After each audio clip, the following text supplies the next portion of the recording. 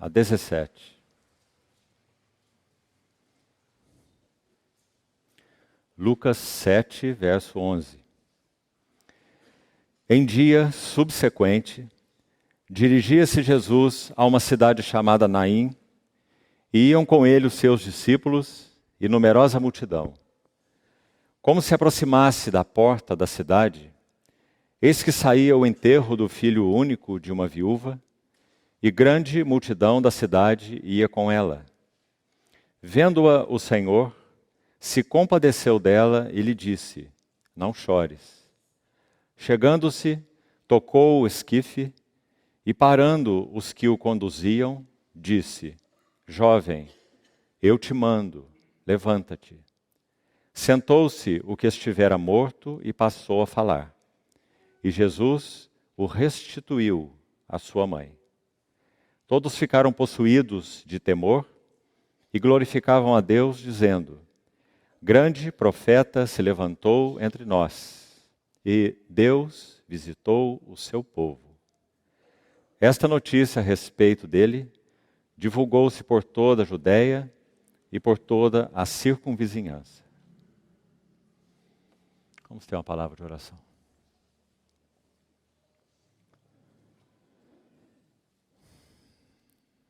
Querido Pai Celestial, obrigado por nos reunirmos no nome santo, bendito e vitorioso do Teu amado Filho, que é o nosso Senhor Jesus. Nós nos colocamos alegremente e avidamente aos Teus pés, para que possamos ser ensinados pelo Senhor, para que possamos ouvir Tua palavra de Tua boca em nossos corações, e suplicamos que toda a habilitação necessária para isso seja provida para todos nós. Que o Teu Santo Espírito governe sobre esse tempo de comunhão, ilumine a Tua palavra, use-a viva e poderosamente nos nossos corações. Abre, Senhor, as Escrituras e abre os nossos olhos, nós te pedimos, confiados em Ti, no Teu precioso nome. Amém. Amados irmãos, quando concluímos a reunião na semana passada, uma semana atrás, minha intenção primeira era seguir com esse capítulo e então estudarmos esse relato sobre João Batista, também muito rico e cheio de instruções. Mas se o Senhor permitir, faremos isso semana que vem, porque de alguma forma não consegui me desvincular do significado desse texto que nós estamos lendo e um senso muito claro de que ainda precisávamos seguir aqui, porque esse riquíssimo texto, ele tem implicações, e essa é a nota que eu gostaria de dar por todo esse tempo de meditação nele novamente. Há implicações muito profundas, muito lindas com relação a esse relato. Nós já dissemos para os irmãos que, por ser o primeiro relato a respeito de uma ressurreição no Novo Testamento, dos 3 que ocorrem, este, filho da viúva de Naim, a filha de Jairo e Lázaro.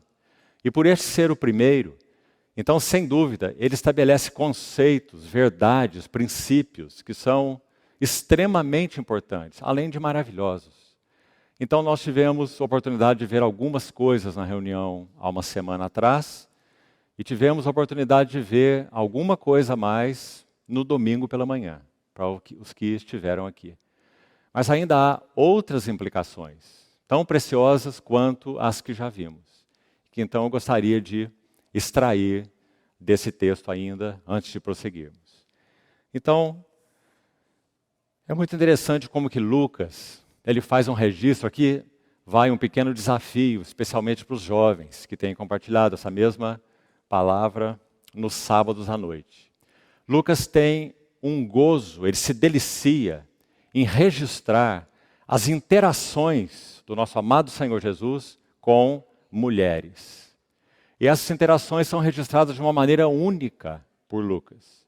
Então, há 7 registros, interessante serem 7, inclusive, e aí então vai a tarefa para aqueles que gostam de estudar a palavra, especialmente os mais jovens, de encontrarem quais são os 7 relatos exclusivos do Evangelho de Lucas, onde o Senhor interage de uma maneira direta ou de uma maneira quase que indireta, mas certamente pessoal. Todas as interações são pessoais do Senhor com ou classes de mulheres ou mulheres específicas.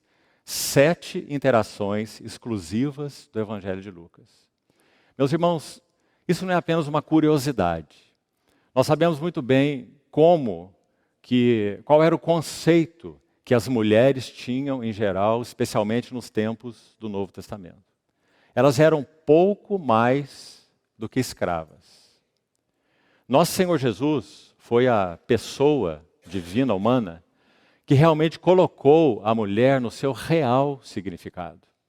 Por isso Paulo, não apenas Paulo, mas especialmente Paulo, vai ensinar posteriormente na sua epístola, creio que você se lembra, na epístola aos Colossenses, ele vai dizer que em Cristo não há homem e nem mulher.